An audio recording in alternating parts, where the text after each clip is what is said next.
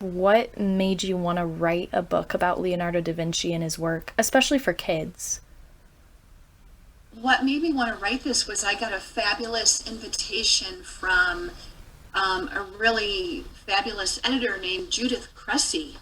And Judith Cressy, in a couple of very succinct but colorful statements, told me her vision for the project and said, "Of course, I'd like you to write this science book." So it was Judith's brainchild.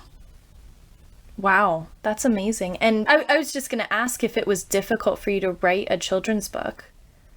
No, it wasn't. It wasn't at all difficult for me to write a children's book. And I should say for everyone listening that this book is broadly for middle grade young people. And our publisher, Quarto, is looking at the middle grades pretty broadly. It can go down as young as 10 and as high as age 14. Wow. Now, there are some parents who have opted um, to bring Leonardo's Science Workshop home for some of their children who are younger than 10 as well, because the concepts and the projects apply to younger students too. Sure, absolutely. So it wasn't difficult for me to do because I think that I had gotten Judith's attention from having written the stem of fashion design. And I Okay. did that independently on my own when a school district was looking for a book, a textbook to fit a curriculum that I had come up with on the stem of fashion design. And I was in a meeting with this school district and they said, "You do have a book for this whole thing, don't you?" And lying through my teeth, I said, "Yes, of course I do." And they said, "That's good because we have textbook review in 2 weeks and we'd love to see your book on the selection table." Wow. So I went home and over the next 2 weeks, pretty much worked around the clock to get the book done and printed locally and did the whole thing with the ISBN and the barcode and the Library of Congress and art permissions, did the whole thing in 2 weeks. And most of those days when I was doing that project would end about 3 a.m. and I would start again at 7 a.m. And it was worth it. And the graphicist got it on the textbook table. And that was for, again, for late elementary and middle school young people. And I think it was because of that book that, I proved I had the chops and I had been developing our projects for young people, mostly girls, through Pretty Brainy. And so I think that I think I was a great choice to write Leonardo's Science Workshop because of all of that. That's incredible that you were able to write a complete textbook in 2 weeks. I find that so astounding. Wow. When you have the motivation, it's going to happen. When you have the drive and Yeah. have the whole vision and have some experience in your back pocket, you can pull it off. Did you have, before writing that textbook, did you find you had more of a history of STEM and fashion, or was it more kind of a new project for you, learning new things? It wasn't brand new. I had two things that served me well. One was that I started working in publishing after I earned my bachelor's degree, and that was in journalism. And I worked in publishing for a number of years. And knowing the whole process and having edited a lot of science and technical manuscripts served me very well. And then doing the STEM of fashion design was a project that I had started about 3.5 years before I wrote the textbook. I had been running workshops on the STEM of fashion design and had quite a bit of curricular materials for anything from a 45-minute workshop to 3 hours. So I was pretty ready to go to write that book. That's awesome. No, that's really helpful to have that background already. As far as Leonardo's science workshop goes, what was the research process like for writing that book? I know that's a broad question. I apologize. Well, it started with, no, it's okay. So the first part of it is they asked me to come up with an outline of the full manuscript, and could I deliver that within, I think it was 10 days, to me to fill in their broad idea of what the book would be, and for me to come up with some specifics then. I did have to go back and research some things. I wanted to make sure, because, for example, there are multiple ways that science writers have described, like, I'll pull something from the book, like the four forces of flight, or Bernoulli's force, right? Mm-hmm. And I wanted to make sure that not only was I really appealing to a young multicultural differences in who was going to make up that audience, a grounded explanation of the science. And so for me, it was, a slam dunk source for double checking how I was presenting things was NASA, right? We're talking about flight. To what other source would I turn but NASA in my mind to verify some of those details that I was putting in the manuscript? Sure. No, that's actually, I find that really surprising. Did you find that you had to go back through and look more at Leonardo da Vinci's own life? Or was it more just kind of more of the science specific? No, I did go back and delve into Da Vinci's life, because I wanted to, as authentically as I could, in when creating this in 2018 and late 2017, to inspire young people through how Da Vinci saw the world and what he was doing, because he was very much an iconoclast, a colorful figure, truly a one-of-a-kind individual for his day, and I think he probably still would be for our day too if he were walking our streets. And I wanted young people to be inspired in how authentically he had lived, and for them to, through the book and through, of course, other sources in their lives, their parents or whoever else those influences might be true to themselves. Sure. And to know that if Da Vinci could be a model for them, then that was a great starting point for them to try to be true to themselves as well. Absolutely. No, I And think to that's learn fabulous. some science and art along the way. The book is very much an interdisciplinary exploration. So while there's the large word across the cover, science, because Da Vinci would never have separated out science from other disciplines, it's very much also about art and about engineering and about the math that serves to communicate what some of that science and engineering are about too. That's amazing. I think that's So wonderful. it's a STEAM book: science, technology, engineering, art, and design, and math. And there are tech projects in here as well. Sure. And it's great to kind of start kids in that thought process of not separating out science and math and engineering from art. And I think that's wonderful that your book does that.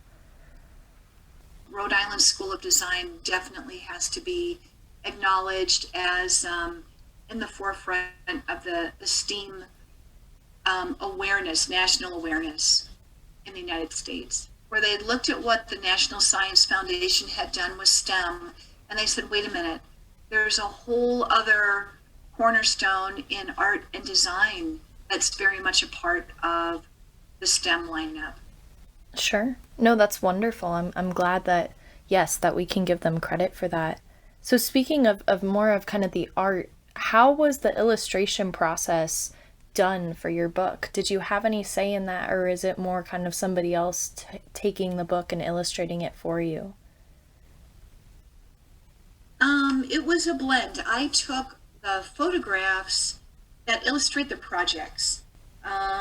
If it's making a parachute with a payload, making a comet, which was a tremendous amount of fun. That's my handiwork again too. Some of the other shots, for example, of Da Vinci's artwork, if you take a look at our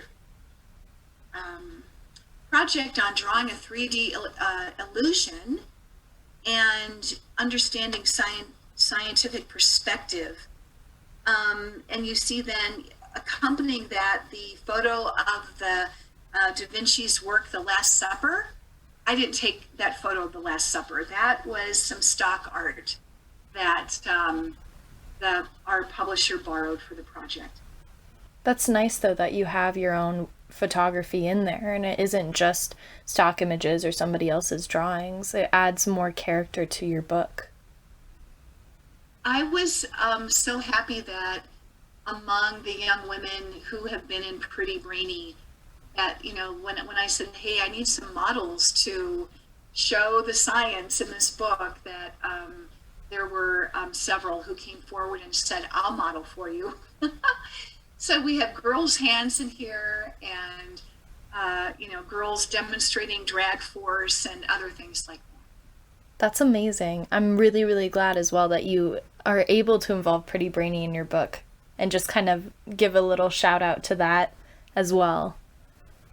Thank you. Yeah, I have, over the time of doing Pretty Brainy, and being in our community in northern Colorado, and then other communities also in Colorado and the Rocky Mountain West, and traveling for this work in STEAM, and especially appealing to girls and young women.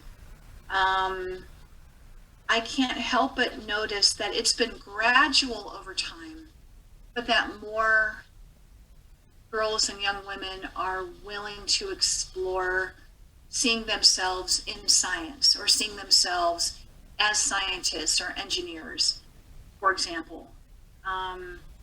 That's been so gratifying. We did a project where Pretty Brainy was invited by the Otter Cares Foundation to help give out back to school backpacks filled with all the necessary school supplies for young people.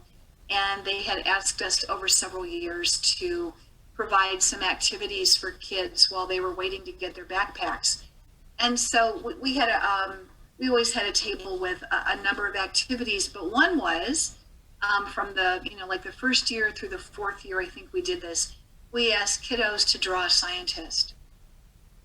Wow. And most kids on year one drew like a mad scientist, like their idea of Einstein with his hair sticking out, and somebody who wasn't quite sane, but definitely not a girl, not a woman as a scientist. And by year three, we were seeing a tremendous number of girls not only drawing women in science contexts, but drawing themselves in that context. Wow. And I don't remember the exact numbers, but I want to say like the first year it was something like maybe 2%. We would count up all the drawings at the end of the day. By the third year, the numbers had gone up. And I don't remember the exact number, but it was a tremendous turnaround. And I thought, we're doing something right here. Sure. But in their imaginations, they were willing to go further and explore and see what their world could be with science as a backdrop for that life. That's wonderful. And I'm glad you've noticed that increase as well. It does say that you're doing something right. Do you think that, I know with Pretty Brainy, it has been taking off recently. You guys have an app, which I think is wonderful. Do you think that, using the app and having more technology will help increase the goals of empowering more girls to go into science or look at science for themselves? I don't know. I don't know that answer. I know that it worked for the team of girls and young women who worked on that technology. Considering that we started the conversations about that project in summer of 2017, and we just launched the app last month in September of 2020. And some of the girls, when we began that project, didn't yet have their driver's license. Wow. And now some of them are in college, and they changed their direction. Their course of study shifted over time to going deeper into some of the sciences, where they thought, well, I might major in engineering. Suddenly it became, a more specific route into engineering. One changed her major from what she originally conceived of in high school. She now has a double major, and one of those majors is computer science. Wow. So that's an example of how for our team it has made a difference. Sure. Absolutely. For girls in general, I don't know yet. I think that knowing the stories of other girls and young women who they can identify can make a difference. Absolutely. No, I find that's amazing. It's just kind of more of, if you could tell me what you're working on, or what's something you're hoping to work on in the future. And if not, that's totally fine too, but just curious. That's a great question. And I can't be too specific because I don't want to give away. No. There's always that fear. Oh, if I broadcast what I'm doing, then somebody else will grab my I get that. project. So there is one,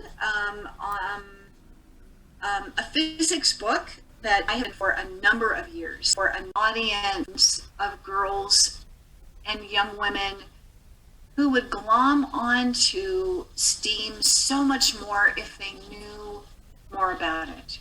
Sure. If they understood how STEAM could be in their back pocket for the things they want to accomplish in the world, and so much of what they often want to accomplish has a very philanthropic baseline. Project one is grief.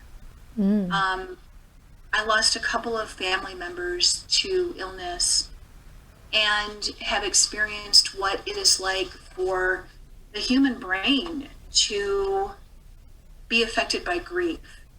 And I'm probing into that more, just how that is communicated and what that experience looks like, because it's frightening, but it's fascinating. Sure.